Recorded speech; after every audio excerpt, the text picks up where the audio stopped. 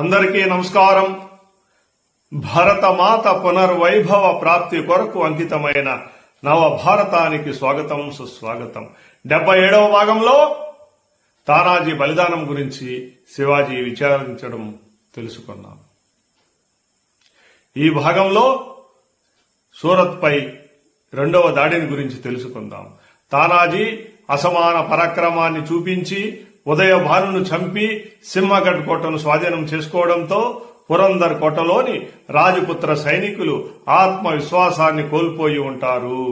తానాజీ సోదరుడైన సూర్యాజీ తన మావలే దళంతో రాత్రిపూట దాడి చేసి కోటలోకి ప్రవేశించి దుర్గ రక్షక దళాలను హతమార్చి సునాయాసంగా విజయం సాధిస్తాడు.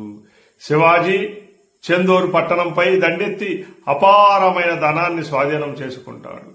శివాజీ అంటే భయంతో మొఘల్ కిలేదార్ కోట ద్వారాలు మూసుకుని లోపలే ఉండిపోతాడు. అధికారంలోని ప్రాంతాలను స్వాధీనపరుచుకుంటూ పురోగమిస్తున్న విషయాన్ని ఆంగ్లేయులు తమ కంపెనీ అధికారులకు రాసిన లేఖలో ఇలా తెలియజేస్తారు. గతంలో మాదిరి శివాజీ రహస్యంగా కాకుండా 30,000 మంది సైన్యంతో బహిరంగంగా వెళ్లిన ప్రాంతాలన్నిటినీ జయిస్తూ ఉన్నాడు. సమీపంలోనే మొఘల్ యువరాజు ఉన్నా శివాజీ అడ్డు ఆపు లేకుండా పురోగమిస్తున్నాడు అని తెలియజేస్తారు. పురందర కోట స్వాధీనమయ్యాక శివాజీ దృష్టి మాహులీ కోటపై పడింది. ఈ కోట బాధ్యతను శివాజీ తన మంత్రి అయిన మోరోపంత్ పింగళేకి అప్పగిస్తాడు.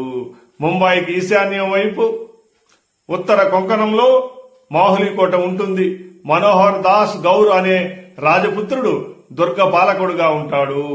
కోటను చుట్టుముట్టి మోరోపంత్ పింగళే నాయకత్వంలో 500 మంది మావళే సైనికులు త్రాళ్ల నిచ్చెనలతో రాత్రిపూట కోట గోడలను ఎక్కడానికి ప్రయత్నిస్తారు. అయితే అహోరాత్రులు కోటను పరమ జాగరూకతతో రక్షిస్తూ ఉన్న మనోహర్ దాస్ ఆ చీకట్లోనే మావలేలపై దాడి చేసి ఊచకోత కోస్తాడు. ఈ సందర్భంగా అనేక మంది ప్రాణాలు కోల్పోతారు. మోరోపంత్ తన ప్రయత్నాలు మానుకొని వెనకకు వచ్చి వేచి ఉంటాడు. ఈలోపు శివాజీ భీవాండిపై దాడి చేసి ఉజ్బెక్ ఖాన్ను సంహరించి ఆ ప్రాంతాన్ని స్వాధీనపరుచుకుంటాడు.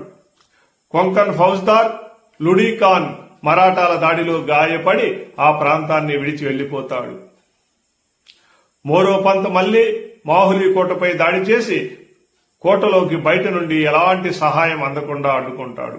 కోటలోని ఆహార పదార్థాలు అడుగంటి పోవడం, జున్నర్లోని మొఘల్ అధికారుల నుండి ఎటువంటి సహాయం అందకపోవడంతో మనోహర్ దాస్ గౌర్ ఆందోళన చెందుతాడు. అతడలా నిస్సహాయంగా మరో 2 నెలలు నెట్టుకొస్తాడు. చివరికి మొఘల్ అధికారుల నుండి సహాయం అందుతుందనే ఆశలు అడుగంటి పోవడంతో కోటను మోరోపంత్కు స్వాధీనపరుస్తాడు. అయితే నాటి స్థానిక కథనాలు మనోహర్ దాస్ మొఘల్ అధికారులపై అలిగి దుర్గాధిపత్యాన్ని వదిలిపెట్టాడని, ఆ బాధ్యతను అలావుద్దీన్ ఖాన్ చేపట్టాడని, తరువాత శివాజీ స్వయంగా సామాన్య శకం 1670 డిసెంబర్లో ఈ కోటపై దాడి చేసి 200 మొఘల్ సైనికులతో పాటు అలావుద్దీన్ ఖాన్ను సంహరించి కోటను స్వాధీనపరుచుకున్నాడని తెలియజేస్తాయి. మాహులీ తర్వాత వరుసగా కర్నాల్, లోహగఢ్, రోహిదా, శివనేర్ మొదలగు కోటలన్నీ మరాఠాల వశమవుతాయి. కళ్యాణ్ జిల్లా మొత్తం శివాజీ వశమైపోతుంది. ఆ తరువాత శివాజీ స్వయంగా జంజీరా కోటపైకి దండెత్తుతాడు.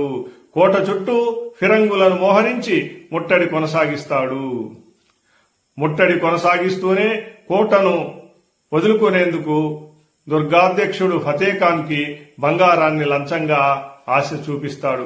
మొదట అతడు అంగీకరించకపోయినా ముట్టడి ఉధృతం కావడంతో కోటను సమర్పించి శివాజీకి సామంతుడుగా ఉండేందుకు అంగీకరిస్తాడు.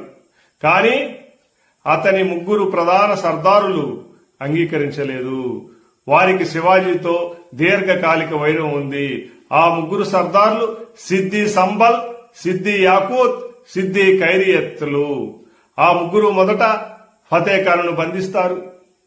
ఆ తర్వాత సూరత్లోని మొఘలు అధికారులతో రాయబారాలు సాగిస్తారు. శివాజీ ముట్టడి నుంచి తప్పించినట్లయితే తాము బీజాపూర్ ప్రభుత్వాన్ని సేవించడం మాని మొఘల్ ప్రభుత్వానికి సామంతులుగా ఉంటామని, తమ నావికా బలాన్ని మొఘలాయి సేవకు అంకితం చేస్తామని తెలియజేస్తారు. దీనికి ఔరంగజేబు అంగీకరిస్తాడు. సూరత్ నుంచి మొఘల్ నౌకాదళం వచ్చి సిద్దీలకు అండగా నిలుస్తుంది. ఆ ముగ్గురిలో ఒకరిని యాకూత్ ఖాన్ అనే బిరుదుతో జంజీరా కోటకు అధిపతిగా ఔరంగజేబు నియమిస్తాడు. సిద్దీలు మొఘలులతో చేతులు కలిపినందువల్ల శివాజీ తన ముట్టడిని ఎత్తివేస్తాడు.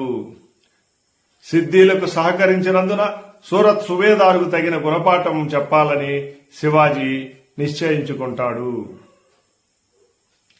మొఘల్ సేనాధిపతి గుజరాత్ సుబేదార్ బహదూర్ ఖాన్ 5,000 మంది అశ్విక దళంతో సూరత్ చేరుకుంటాడు. శివాజీ దాడికి వచ్చినట్లయితే నగరాన్ని రక్షించడం అతడి కర్తవ్యం. మొఘల్ యువరాజు ముఅజ్జం తండ్రిపై తిరుగుబాటు చేస్తూ సూరత్ నగరాన్ని కోటను స్వాధీనపరుచుకునేందుకు వస్తున్నాడని నగరంలో పుకార్లు వ్యాపిస్తాయి. శివాజీని నియంత్రించేందుకు 12,000 అశ్విక దళ సైన్యాన్ని పంపించాలని మొఘల్ ప్రభుత్వం బీజాపూర్ సంస్థానాన్ని కోరుతుంది. ఆంగ్లేయులను మందుగుండు సామగ్రి సరఫరా చేయమని కోరుతుంది. వానాకాలం ముగియగానే ఏం జరుగుతుందో అని ప్రజలు చర్చించుకోసాగారు. ఇంతలో సుబేదారు నగర రక్షణకై వచ్చిన సైన్యాన్ని వెనుకకు పంపించి వేస్తాడు. ముఅజ్జం ఆదేశం మేరకే ఇలా చేశాడా, వేరే కారణమా అనేది అంతుపట్టని విషయం. ఆ తరువాత సుబేదార్ హఠాత్తుగా మరణిస్తాడు.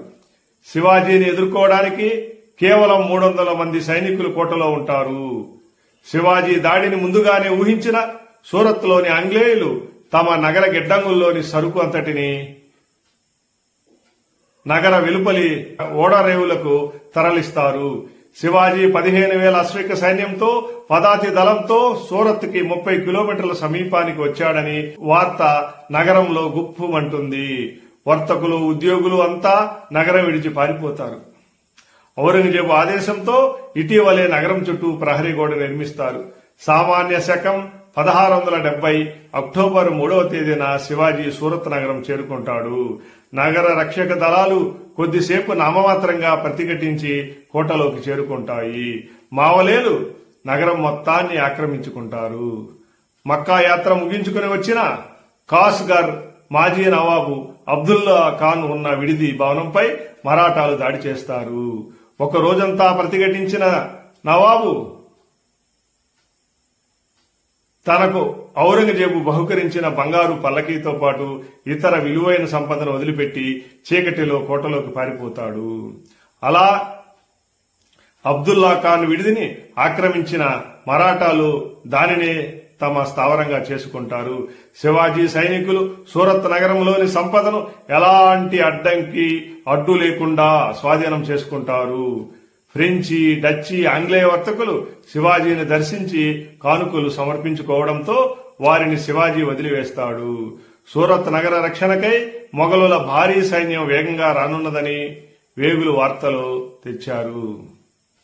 దాంతో అప్పటికే రాబట్టిన సొత్తును జర విడుచుకోరాదనే భావనతో సూరత్ నుండి తిరుగు ప్రయాణం సాగిస్తాడు. వెళ్లే ముందు నగరంలోని ప్రముఖ వర్తకులను ఉద్దేశించి ఒక లేఖ విడుదల చేస్తాడు. సూరత్లోని వర్తకులంతా కలిసి ఏటా 12 లక్షల రూపాయలు తనకు కప్పం కట్టాలని, లేనట్లయితే నగరాన్ని పూర్తిగా దగ్ధం చేస్తానని హెచ్చరిస్తాడు. శివాజీ నగరం నుండి వెళ్లిపోగానే పేద ప్రజలు నగరంలో మిగిలిన గృహాలను దోచుకుంటారు. ఆంగ్లేయ ఫ్యాక్టరీ నావికులు కూడా తాళాలు వేసి ఉన్న ఇండ్లను దోచుకుంటారు. ఇలా ఒకవైపు సూరత్ నగరంలోని సంపదను శివాజీ స్వాధీనం చేసుకుంటుంటే, మరోవైపు నగరానికి పశ్చిమంగా 15 కిలోమీటర్ల దూరంలో తపతీ నది సమీపంలోని సముద్ర ఓడరేవు సాల్వీలో తలదాచుకున్న కుబేరులైన వర్తకులు తీవ్ర భయాందోళనలకు గురవుతారు. సూరత్లోని సంపన్నులంతా నగరానికి ఉత్తరంగా తపతిని దాటి గ్రామాల్లో తలదాచుకుంటారు. శివాజీ తపతీ నదిని దాటి సాల్వీకి వచ్చి దాడి చేయనున్నాడని వార్తలు కూడా వస్తాయి. కానీ వాతావరణం ప్రతికూలంగా ఉండడం వల్ల తపతిని దాటడం మరాఠాలకు కష్టమవడంతో వర్తకులంతా ఊపిరి పీల్చుకుంటారు. సూరత్లోని అత్యంత ఐశ్వర్యవంతుడు హాజీ సయ్యద్ బేగ్ కుమారుడు కుటుంబంతో సహా ముంబైకి తరలిపోతానని ప్రకటిస్తాడు.